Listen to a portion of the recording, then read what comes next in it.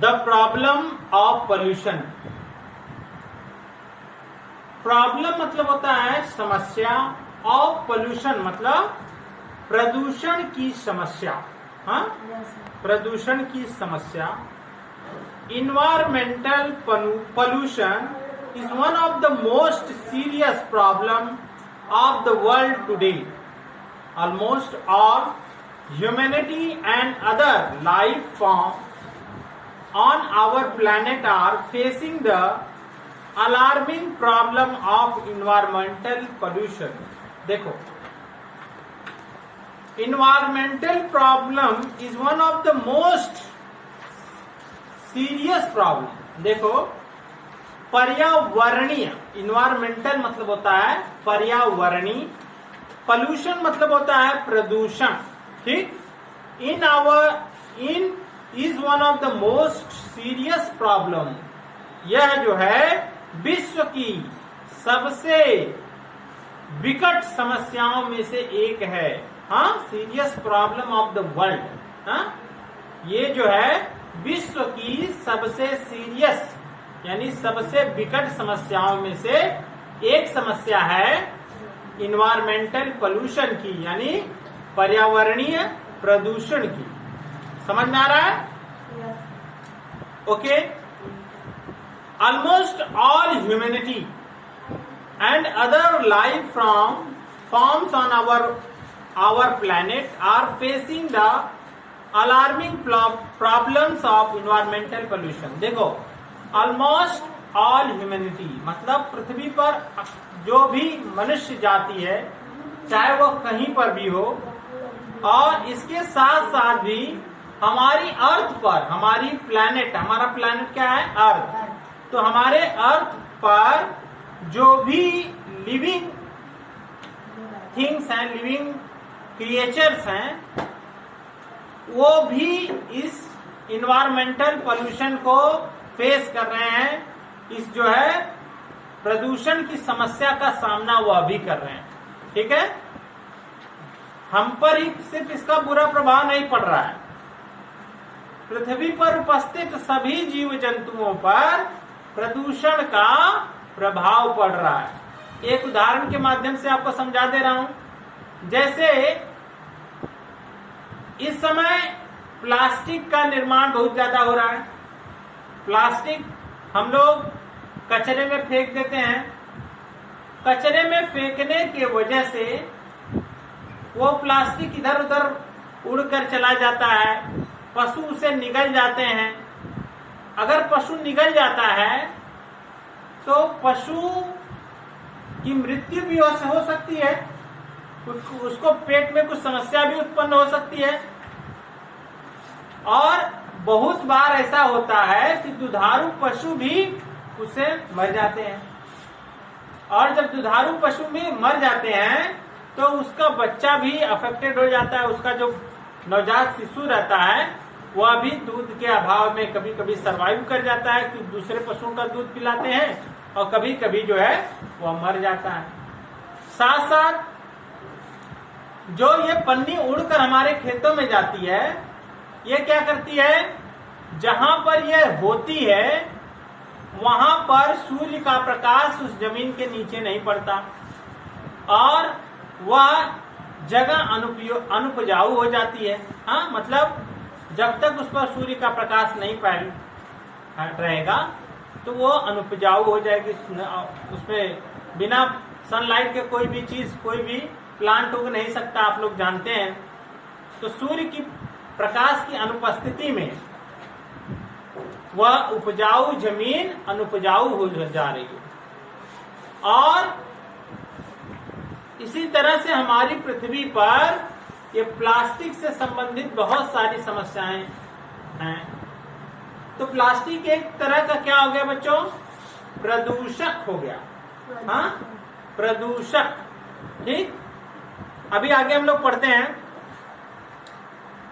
Polluted air around us causes harm to crops and fatal disease in humans and animals.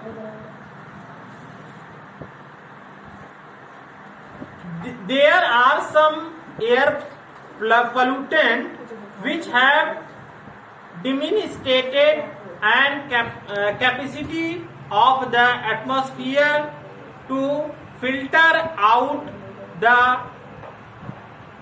dreadful ultraviolet radiation of the sun. According to the scientists, air pollutants have started to convert the climate around the world. देखो, हमारे आसपास के प्रदूषित वायु फसलों को नुकसान पहुंचाती है। हमारे जो हमारी क्रॉप्स हैं उसको भी, जो हवाएं, गंदी हवाएं हैं उसको भी नुकसान पहुंचाती है। ठीक है, जैसे कैसे नुकसान पहुंचा सकती है? देखो हिमांशु, देखिए कैसे नुकसान पहुंचा सकती है।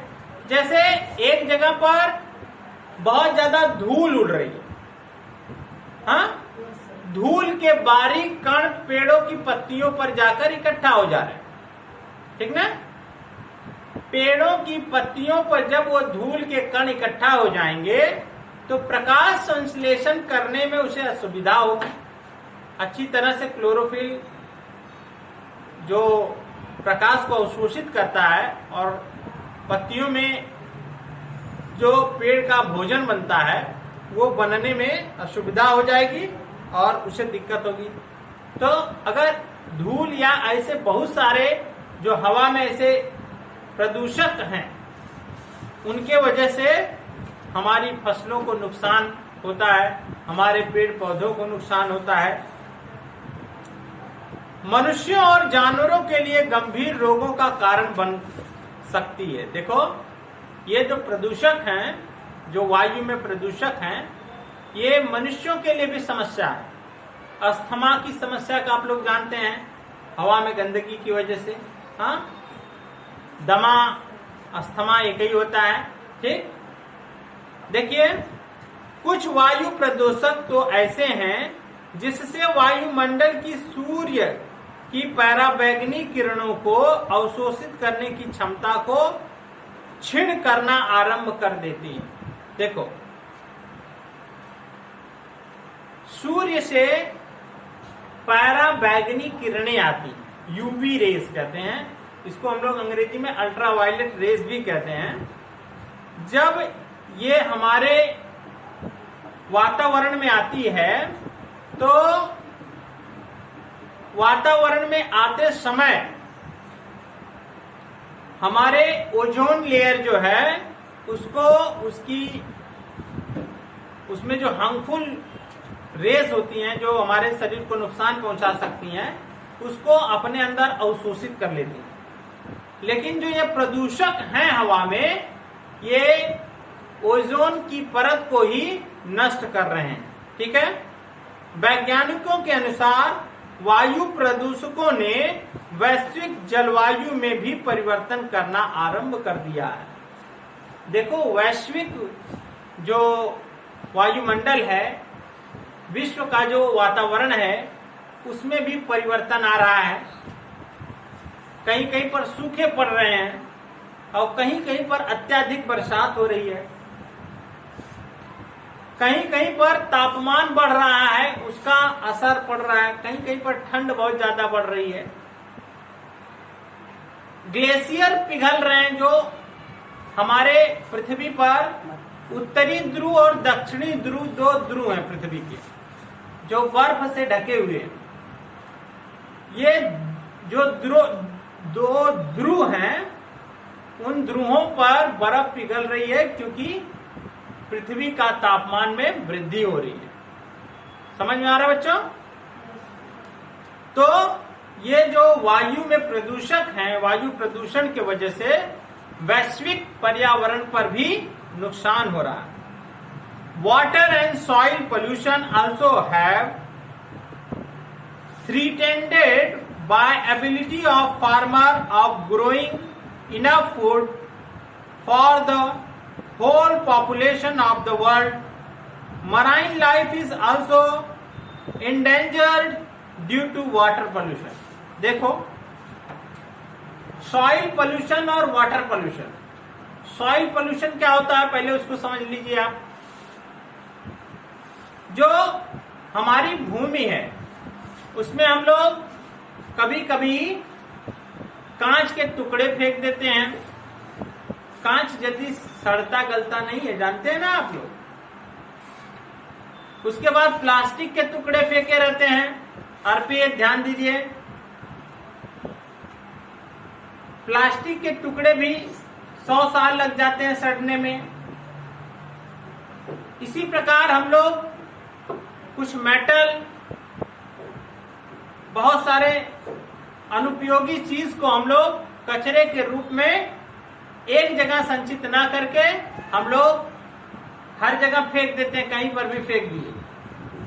तो इससे क्या होता है, भूमि प्रदूषण, सॉइल पोल्यूशन, मृदा पोल्यूशन होता है। मृदा मतलब मिट्टी, भूमि मतलब मिट्टी, जमीन, जानते ही आप लोग, ठीक है। और इससे किसानों के फसल उत्पादन पर प्रभाव पड़ रहा है। मराइन लाइफ मतलब होता है जलीय जीवन, जलीय जीवन जो जल में रहते हैं। वाटर पोल्यूशन के वजह से जल में रहने वाले जीव जंतुओं को नुकसान पहुंच रहा है। जगह जगह पर फैक्ट्रियां हैं, उससे जो प्रदूषित जल निकल रहा है वो नालों के माध्यम से होते हुए नदियों में पहुंच रहा है और नदियों से होते हुए समुद्र में भी पहुंच रहा है, जिससे जलीय जीवों को नुकसान पहुंच रहा है। अब जलीय जीवों को कैसे नुकसान पहुंचता है आप लोग जानते हैं। हम लोग हमारे जब फसलों में कीड़े लगने लगते हैं, उनकी जड़ों में कीड़े लग जाते हैं, तो हम लोग उन कीड़ों को मारने के लिए खाद के साथ दवाई का छिड़काव करते हैं। कोई फिटकरी यानी एलम और नमक का भी छिड़काव करते हैं। नमक मतलब सॉल्ट, तुम लोग जानते ही हो, ठीक। तो नमक, सॉल्ट या फिटकरी, एलम के साथ साथ हम लोग दवाइयों का भी प्रयोग करते हैं, ठीक है। और इन दवाई जब बरसात में खाद बहकर जब जाती है, नदियों में पहुंचती है, तो जो मछलियां होती हैं उसको खा लेती हैं, उनके पेट में वो चला जाता है। और जब उन मछलियों को हम खाते हैं तो हम पर उसका बुरा प्रभाव पड़ता है। जो पारा वगैरह होता है, पारा, HG, अगर वो पानी में चला जाता है तो ये नष्ट नहीं होता। ये मछली खाएगी तो उसके पेट में भी जाएगा और फिर मछली को जो व्यक्ति खाएगा उसके पेट में भी जाएगा, ठीक। तो ये प्रदूषक का काम करते रहेगा। हाँ, तो इस तरह से प्रदूषण जो है एक बड़ी समस्या बन गया है। बहुत सारे जलीय जीव नष्ट हो जा रहे हैं। कभी कभी आप लोग देखेंगे तालाबों में सब मछलियां मर जाती हैं। हाँ, अक्सर देख लेते हैं हम लोग गाँव में। वो जो हम लोग दवाइयों का छिड़काव करते हैं उसके वजह से होता है, ठीक ना। आगे पढ़ते हैं। None of us want to increase pollution, but on the other hand, it is perfectly true that most of the pollution that now threatens our whole planets come from the products that we want to need. The means of transport such as cars, buses, trucks, etc.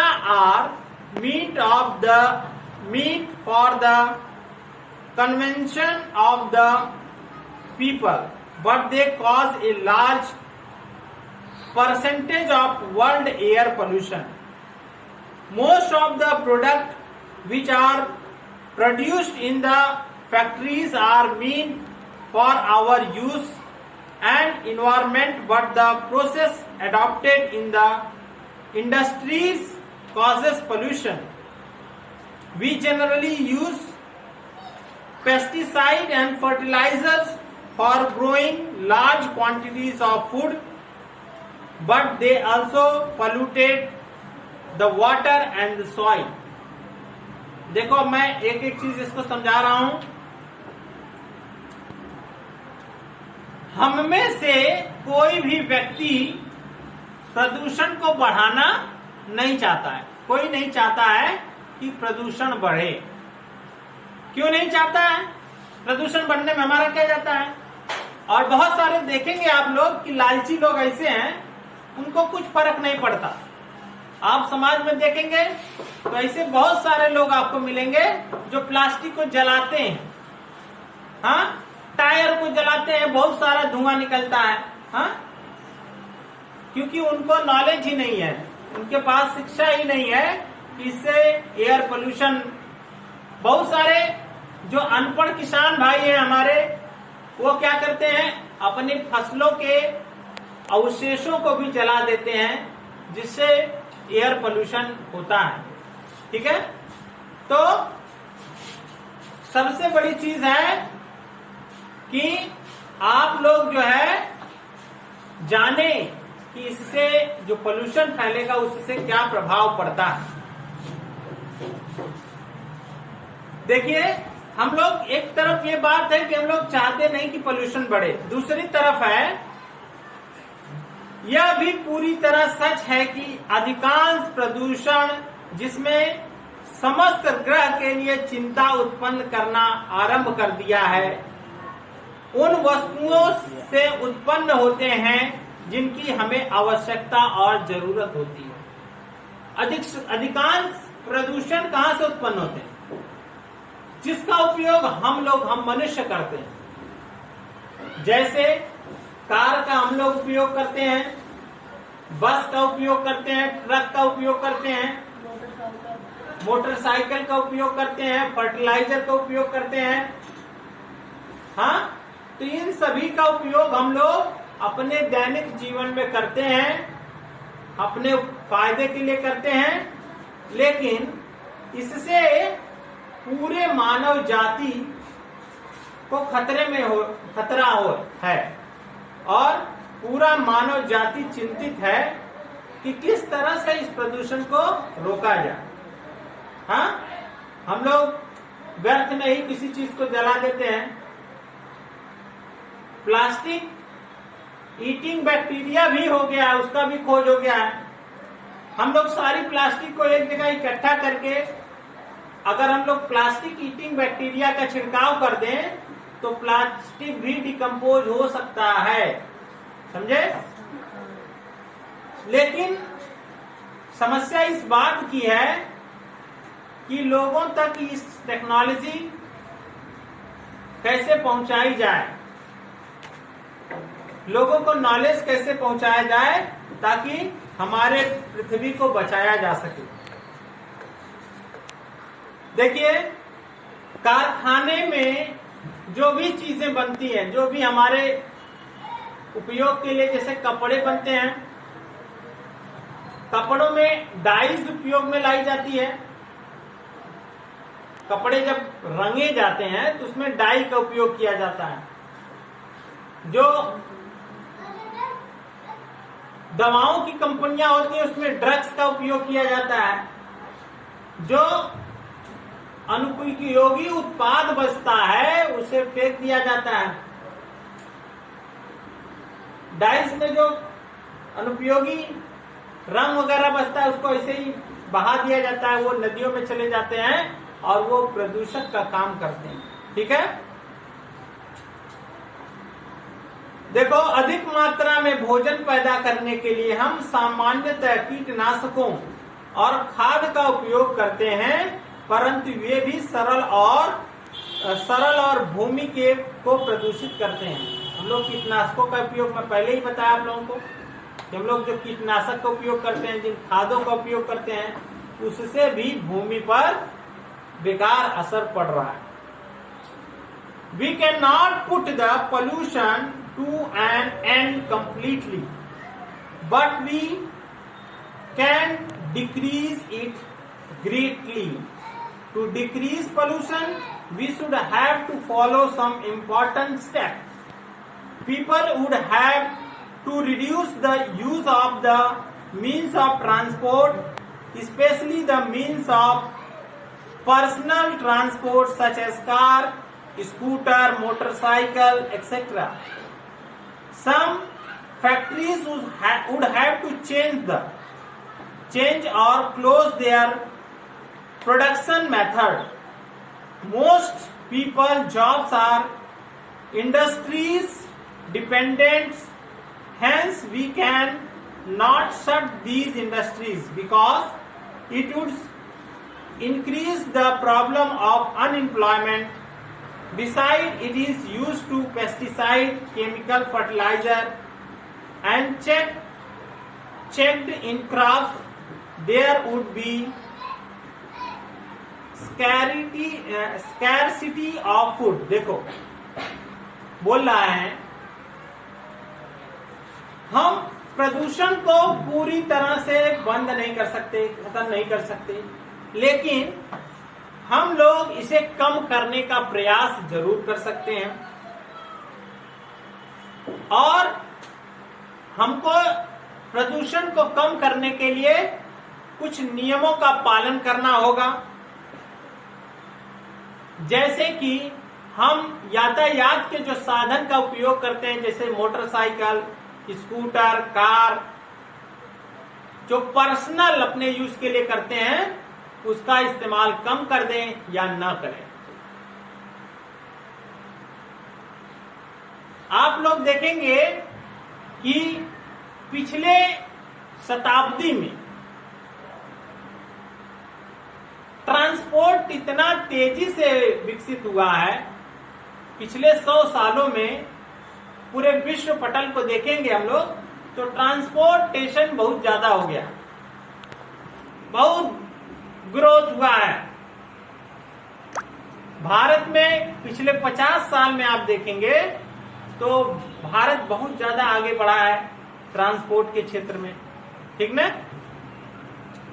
तो हम लोगों को कम से कम personal use के लिए जो हम लोग यूज करते हैं उसको कम कर दें